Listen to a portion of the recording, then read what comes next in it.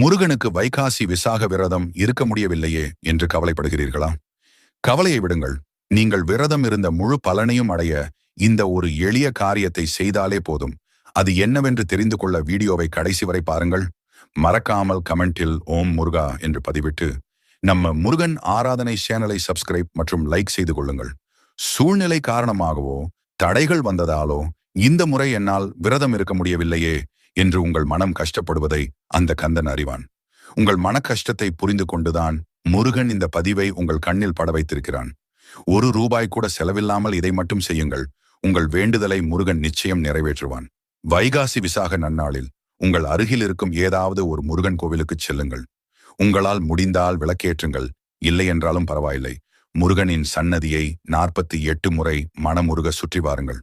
ஒவ்வொரு முறை சுற்றும் போதும் முருகனை பார்த்து, என்னை படைத்தவன் நீ, என் மனதில் இருப்பது உனக்கு